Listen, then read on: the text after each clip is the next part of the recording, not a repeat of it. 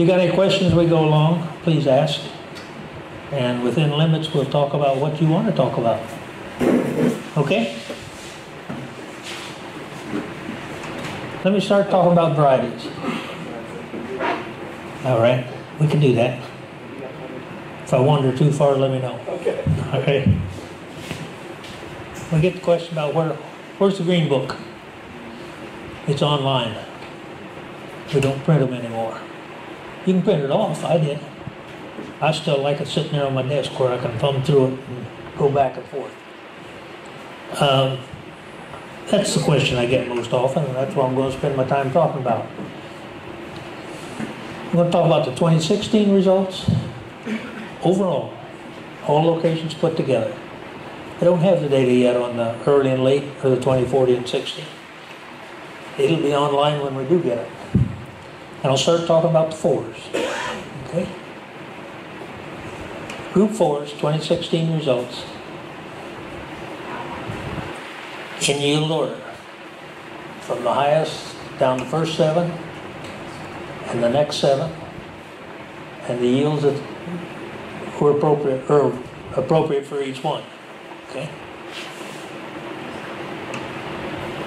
The varieties are color coded. The light blue ones, like these top 2, are Roundup ready. And that's of course what we got the most of. We've got some that are kind of this gold color. There's another one, there's another one. Liberty Link varieties. Okay. We've got a couple of purple ones in there. There's one, there's one, there's one. Extend varieties. Okay. The dicamba technology. Will the Liberty Links or the dicambas yield with the Roundup readies? Yeah. We got all 3 of them represented in the top 14. And you'll see as we go through the 5s and 6s, we do there too. So I don't see that as a problem. You still have to be careful about selecting which one. We got all 3 of them down towards the bottom of this list too. Don't show the bottom, but they're down there, trust me. So we can get good varieties with all 3 traits. We can get not so good varieties with all 3 traits. It's interesting to me, the top 3 group 4s, all coming from the same place. They're Stein varieties. I think Coastal's selling those. Those things coming out of Iowa. Now, what the heck a breeder in Iowa is doing producing beans for North Carolina, I'll be darned if I know. But if they can do it that well, more power to it. Okay? I don't particularly care where it came from. I just want to know how it performs in North Carolina. Late Group 4, Roundup ready. Late Group 4, Roundup ready. Late Group 4, Liberty Link. Okay. There's Southern States, 4715, Roundup ready. Unisouth Genetics, Late Group 4. The Pioneer Late 4, and the Hasgrow Late 4. Okay. Over here, Progeny Late 4, Progeny Mid 4, and Hasgrow Late 4. Crop Production Services, Mid 4. Dobler variety coming out of Pennsylvania, a Late 4, Roundup ready. Late 4 from Progeny, Liberty Link, and another Mid 4 from Dobler. Take note of how many early 4s are on that list. None. About 3 Mid 4s. The other 11 are Late 4s. 4s are kind of pushing the envelope on whether they're too early for North Carolina or not. They fit on the better soils, they fit under the better management, they fit under the earlier planting dates better than they do the weaker soils, the poorer management, or the later planting dates. It's a question whether you can get them big enough, quick enough to get the job done. If you can, that's fine. How big do they need to be? Some of you know. Got to lap the middles with plants about 3 feet tall. If we can do that, we can maximize yields. If we're not doing that, we're giving up some yield. It's not real easy to do it with these 4s. And if the weather doesn't cooperate, it's harder. Okay? They will do well in the contest. If we see them in the contest, they did lap, and they did get 3 feet tall. Then they've got the advantage of all the reproductive growth is a little closer to June 22nd than later. Those of you who've heard Randy Dowdy talk, he mentions that right off the bat. Okay? They got a few more hours of daylight to work with. But we're talking about a little advantage compared to getting the middles lapped with 3 feet tall plants. That's a big difference. Got to do that first. Okay? Similar thing with the group 5s. Again, we got all 3 traits represented. The mycogen variety coming out of Indiana, an early group 5. The early 5 from Progeny, late 5 from Syngenta, early 5 from Crop Production Services, late 5 Extend variety from Asgrow, mid 5 from Pioneer, mid 5 from Syngenta. Over here on the next ones, mid 5 from Unisouth Genetics, mid 5 from Progeny, early 5 from Asgrow, mid 5 again from Stein out of Iowa, Liberty Link, early 5 from Pioneer, mid 5 from Dobler, and mid 5 from Southern States. Okay? It's not to say that's the only good 5s out there, but that's what the top end of that list looks like this year. Okay? If you look on the Green Book, it's got 2- and 3-year averages in it. And the varieties that have been available that long, that gives us better information than this is. Some of these new varieties, of course, just showing up this year for the first time. So there's some advantage to looking at both. The 6s, same sort of deal. Okay? Here's the top 7. Here's the next 7 on that list. Syngenta variety, mid-group 6. A late 6 from Asgrow. Late 6 from Unisouth Genetics. A mid 6 from Crop Production Services. Mid 6 from Progeny. An early 6 from Bayer. Credens. They use that CZ prefix. We'll see more of that in all likelihood. This one's another new one in the business, Maharan. And Maharan's using that SH prefix. So far all their varieties are Liberty Link. There's a mid 6 from Unisouth Genetics, mid 6 from Crop Production Services, mid 6 from Southern States, late 6 from Syngenta, mid 6 from Crop Production Services, mid 6 from Mahara, and early 6 from Progeny. Okay? Several Liberty Link ones on that list. Okay? Any other questions about varieties? Okay, we can talk more all day about varieties if we had the time. Okay. Let me talk a little about some potential yield enhancements. Probably the one topic area that has had the most interest over the last 40 years of any. In fact, we've had this approved for funding from the soybean producers for all the last 40 years. We keep putting the proposal in, they keep funding it. It tells me that you guys are interested in whether these products do or don't work. And most of you know what my deal is on that. I'll test any product or any practice that I've got credible evidence outside the company claims that there's something to it. Some of the products you see on the market I haven't tested. Some of the products you see on the market I can't find credible evidence outside the company claims that there's something to it. Just because a company says, hey, this is good stuff, it's going to make you bunches of money, I don't test it. There's too many of them. I haven't got time to test them all. But I will test the ones that I got credible evidence outside the company claims. Okay?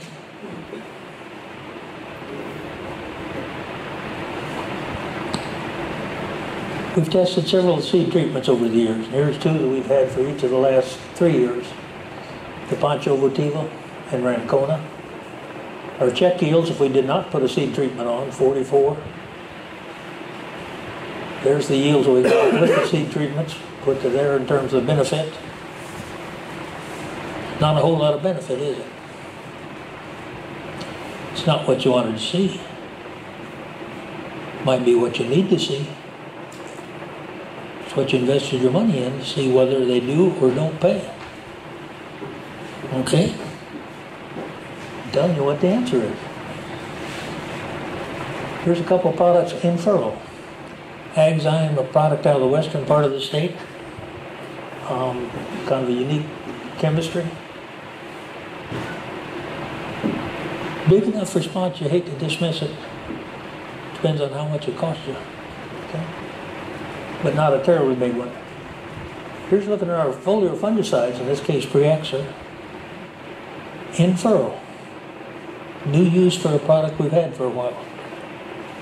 In fact, most of our foliar fungicides, the single products, are now cleared in furrow, like the Preaxor. We've had Preaxor for 3 years.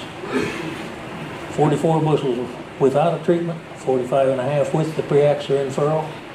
About a bushel and a third boost. Again, I wouldn't discount it, but it'd take quite a while to send a kid to college with that kind of boost. Okay?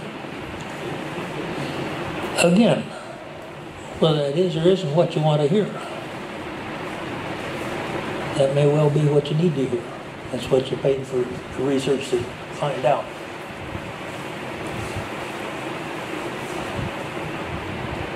This coming out of that scallywag in Missouri, who uses the Optimize and Bioforge both as a seed treatment on his 160 bushel beans. If he believes in it, we ought to check it and see if it works for us. The Optimize alone, or the Bioforge alone, or the two of them together, or this is a new product that they've got that's kind of a souped up version of the Optimize. Can't make much money very quick with any of those, can we? May work on his 160 bushel beans, but it doesn't appear to work on our 40 bushel beans. Again, that's what I needed to know. We looked at some of the foliar fungicides. Fairly common practice in much of North Carolina. This is 4-year average, 11 locations. Each of the 11 locations, we repeated the test 4 times. So the first 44 times we've tested these products, this is what we got. Okay? If we didn't put any foliar fungicide on, we got 43.7. Okay? There's Top Guard, Quadris Top, Headline, Preaxor. The Top Guard and Headline are single products. Top Guard's a triazole, one of the 2 major chemistries. The Headline is a strobilurin, which is the other chemistry. The Quadris Top, combination of 2 products, one of them a triazole, one of them a strobilurin. Probably going to, in theory at least, expand the range of diseases that they're effective on. Incidentally, it probably does. Preaxor, combination of 2 strobilurins. Okay. We got a little bigger response from the 2 combination products than we did the 2 single products. I'm still not recommending the routine use of those fungicides. What I'm worried about is resistance. Now, you don't have to agree with me. I don't think it's my job, Rod's, Annabeth's, Clayton's, Andrea's, I don't think it's our job to tell you what to do. I think it is our job to give you as good information as we can so you can decide what you want to do. And we'll both live with it. Okay? There's my best data on what these foliar fungicides are likely to return in terms of flat-out yield. You decide what to do with them. I'm giving you the best information I can. Fair enough? Okay. Sugar's been an interesting one. Kip Cullers puts sugar in the tank every time the high boy goes to the field. So does David Eula. So does Randy Dowdy.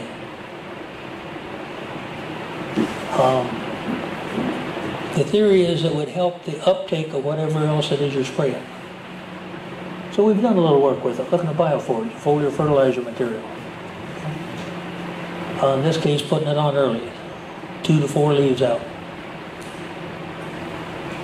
The sugar alone, lowered yields a little bit. The bioforage alone, lowered yields a little bit. Put them together, didn't change yields. I can't make much money doing that. I don't think I'd bother with the sugar. You can do what you want to with it. Okay. I'll add strategic yield YLD just to be on the upfront and honest with it all. We inadvertently left it out in 2014, so it wasn't on that other 3-year slide. Here it is on the 2 years. Check yield 44, again, pretty good boost. It's another combination product, okay? So we're getting a boost out of the combinations that we're not getting out of the single products. And that's why the companies have gone heavily towards the combinations. They seem to work better. Okay? Foliar fertilizer material called Iron Man. Fairly common in the central part of the state, not so common out here. I don't think. Is it? I suspect most of you have probably never seen it. Putting it on the 2 to 4 leaves didn't help at all. Putting it on at early bloom to early pod set didn't have much of an effect. Putting it on both times, got a couple bushels. Would you spray twice for a couple bushels? Probably not. If it's cheap enough, maybe. Okay. If it would do any better on your good fields than this, maybe. This is the first year we've tried it. We'll run that again. I'm a little gun shy of 1 year data. I want to see 2 or better yet 3 years data. And we'll run this at least another year. And see what happens. See what the data look like. Okay? Plenty of time? All right. All right, let me talk about one more. Maximum dryland soybean yields. No irrigation. Dryland. Over 95% of our beans in the state are dryland, so we ran the test dryland. Soybeans, not corn. Ron will probably talk about corn yields. Corn and soybeans are 2 separate crops, and he'll agree with this. Okay. What's key to making corn work is not necessarily the same as what's key to making soybeans work. With corn, you got to start the crop. If you haven't got a 300 bushel crop set by the time the 7th leaf is out, you're not going to hit it. Never happened. Soybeans, that's no problem. We start a 100 bushel crop all the time on soybeans. Most of the blooms we got drop off. Never make a pod. All of them capable of making a pod. So on soybeans, we always start a 100 bushel crop. He has a devil time starting a 300 bushel crop.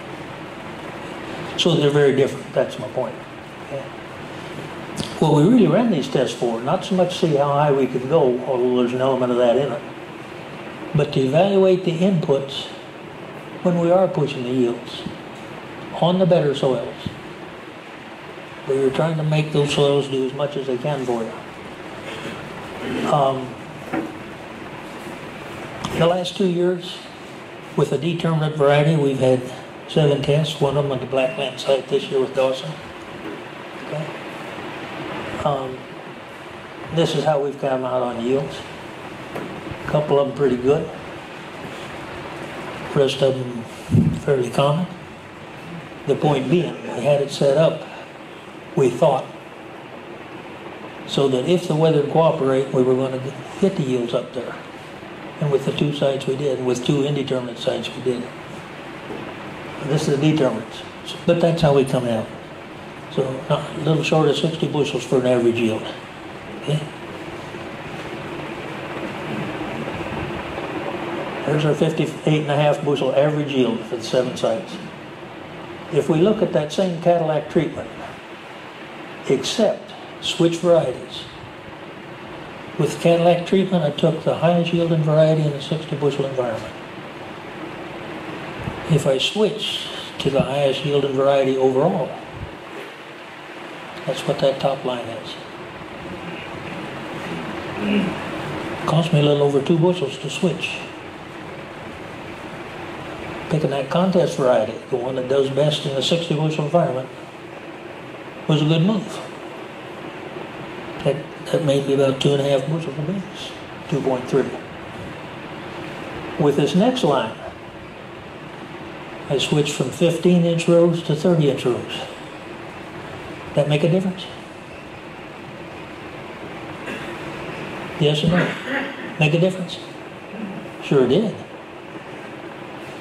Normally when I talk about 15-inch rows versus 30s, I talk about a 5 bushel yield difference. Okay? That's 7.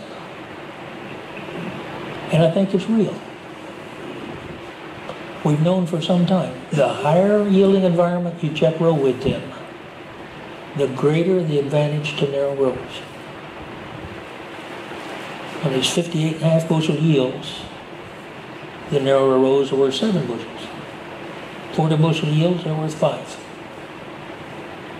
You keep pushing these yields up, the narrow rows are going to become more important, not less. And I think with the row width, the magic number is probably 20. I want to be 20 inches or under. 20 inches down to 7, even 4.5. Doesn't seem to make much difference in yield. They're about the same. 20 inches compared to something wider, narrower is better. Vast majority of the time. 80–85% of the time. Okay? So I think here's a case where pushing the yields, we do get a little different answer on what's that input worth. Okay? Here we switch populations. On my Cadillac treatment, dropping 100 to 110,000 seeds per acre. A little lower than some of you are. I didn't want to feed any more plants than I had to. I want to feed enough. No more than I had to. The higher population, we jacked it up 30%. So we're talking about 140 to 150,000 seeds per acre. To jack the population up on these determinate varieties make a difference or not? Did it help? Didn't help work at the flip. It cost me a couple bushels. I'm better off with 100 to 110. I thought I was. That's why I put in the Cadillac treatment. We don't have to go as high as Daddy taught me we did. Okay? There's the Pancho Votivo again, this time in the higher yield environment. Make much difference? Nope. There's the Optimize again. If I took the Optimize out, that hurt yields. The Optimize was helping on these high bushel environments. Okay? If I take the Bioforge out, didn't make much difference. If I take them both out, didn't make much difference. Now, one question I asked you while I got you. I'm showing those as negative numbers.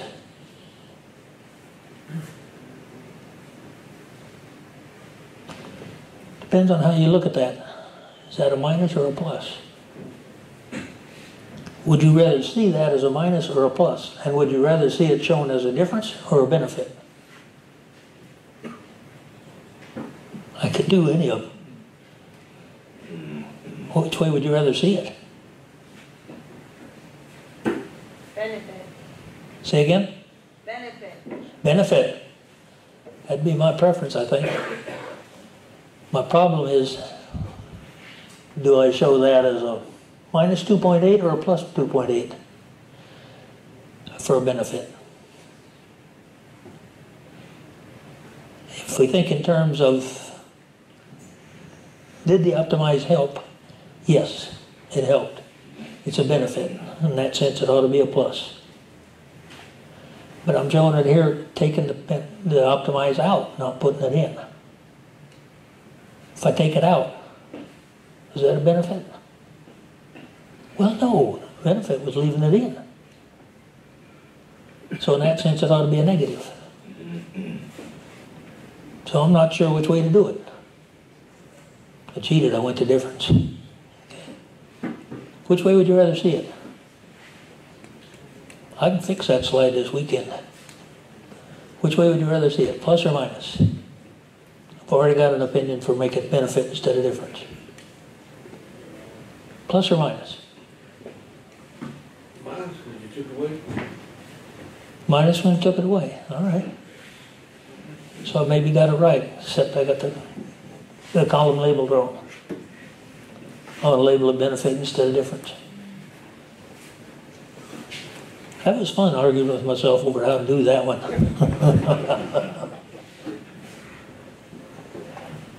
I was worried about enough nutrition late in the season. If I happen to get a good weather year, those 270 plus bushel yields, or an 80 or 90 if I get an 80 or 90 bushel weather. Haven't got one yet.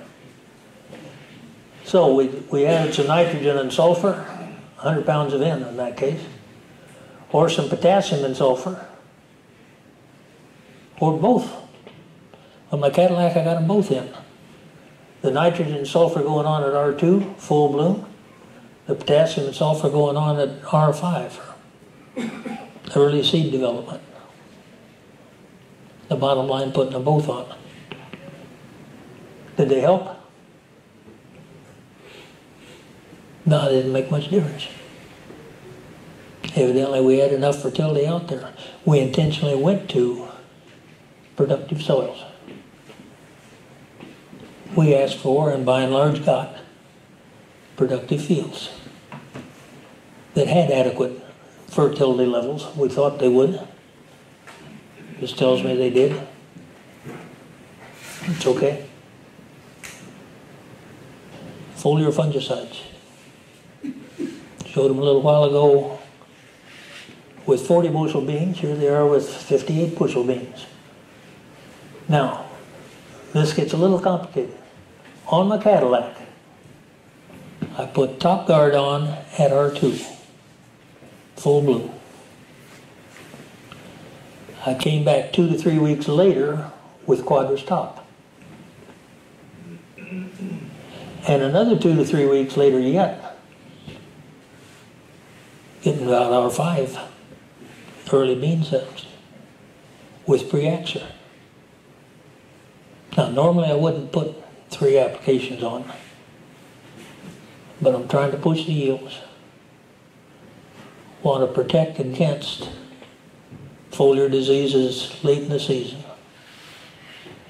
Several reasons for using that combination, one of them being that's a legal combination. And there are some restrictions how often you can apply some of these to a given field.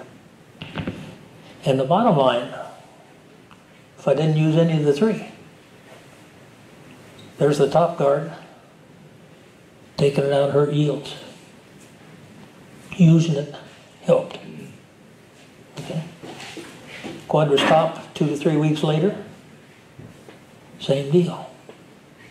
Taking it out hurt. Putting it in helped. Now, with both of them, all 3 of them, I don't know whether that yield response is because of the product or because of the timing. I got the 2 confounded with each other. They're both in there. And here's the pre-axer. Little bigger boost yet. Thank you for breakfast.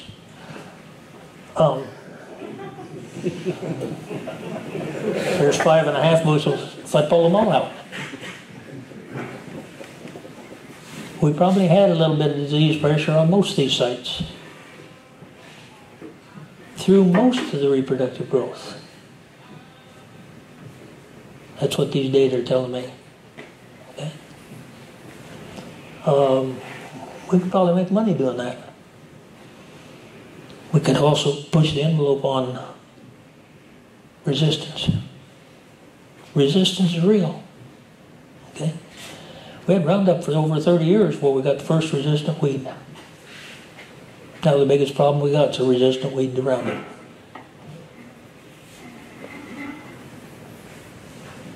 Okay. Any questions about that maximum yield stuff? Interesting test. Glad we're running it. We'll probably do it again. A lot of interest in the county agents. Kelly, please. For your plans for next year, are you going to run this same test, or are you going to try and tackle the question of different products versus the timing? For this test next year, we're going to do the same thing, or are we going to go after that, trying to separate out the fungicides versus the fungicide timing? For this maximum yield trial, and we do have it approved for funding for next year, we'll probably do something similar to this and leave it confounded. I think this is telling me I probably need to get together with Lindsay and see if we can't put together a proposal to look at exactly that. We could put all three products all three times. Would answer the question. This would say that would probably be worthwhile. But I probably needed this test to justify it. Does that make sense? So right now, I'd say that'd be my intent. I got a few meetings yet to go. I may hear from a few more farmers. I may change my mind come April. But right now, that'd be my intent, Kelly. Kayla, please. Jim, I'm a little, I haven't got my mind wrapped around the yield there. For example, Cadillac, 58.5 bushels. Mm-hmm. The second one down, Cadillac was like Quadras, Mm-hmm. 56.5 bushels. Mm-hmm. 2 bushels less. So does that mean I add 2 bushels to 56.5 and get to 58.5? Or do I add 2 bushels to the top Cadillac after I use Quadras top? It means the top guard, or the Quadras top, contributed 2 bushels to the 58.5. Okay? If I take the top guard out, it lowered yield by 2 bushels. So I probably want to keep it in. That'll raise the yield 2 bushels, up to the 58.5. The 58.5 has got all these inputs that I think will help, including all 3 of these fungicides. In the back, please. It might be more helpful than how much Yeah, it probably would be more helpful to know how much it costs to get the 2 bushels.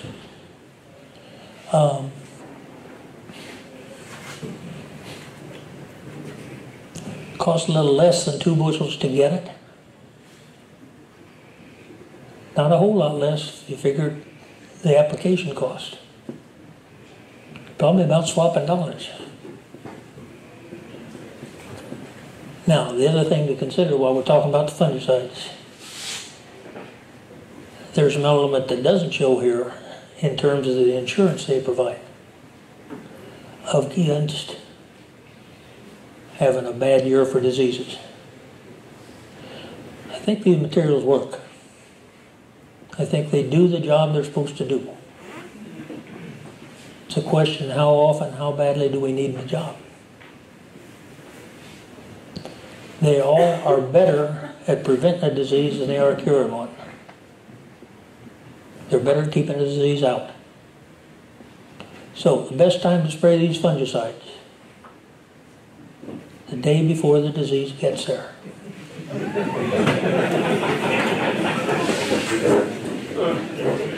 Now you see the problem. predicting which disease is coming and when it's going to get there. And so far, I don't know yet. Okay? We keep looking for it, but I'm not real optimistic about that one. And that's the difficulty with these. They're hard to manage, and manage intelligently. Again, the best I can do for you so far is give you the best information I got so far. And it's been some of your dollars that have helped generate some of this information. You guys had the question. So you approved the funding to try to get an answer. This is where we stand on an answer right now. Barry, please. Could you see any difference in quality? There was a lot of people got dinged this year with quality issues,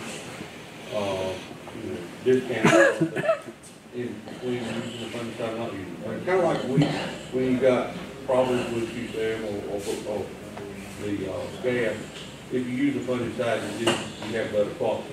Is the same true? Did I see any difference in quality on these? We did not check the quality. Visually, no, I didn't see it. Okay. If we did look close last year, of 2015, we probably would have seen it. 2016, no, except where we had significant flooding from Matthew and the two storms in front of it. I would expect if we get a bad year for diseases, we would get a quality improvement along with the yield. I think the seedman would tell you that's what we normally run into.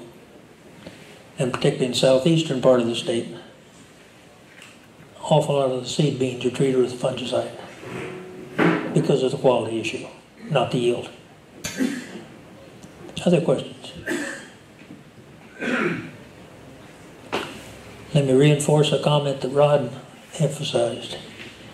If you're going to apply dicamba or 2,4-D to soybeans or cotton in North Carolina, this training is mandatory. It's the training that's being held in, what are we up to now? 39 locations, I think. One of which is Belhaven on February 6th. I think I got the map. Yeah, there's the location for 36 of the 39. 3 new ones aren't on that map. There's one in Belhaven on February 6th. Training at one of those sessions is mandatory. Doesn't matter if you like it or not. If you're going to spray either of those two chemistries on either of those two crops in North Carolina, the North Carolina label of those products are going to say that training is mandatory. Okay? Thank you.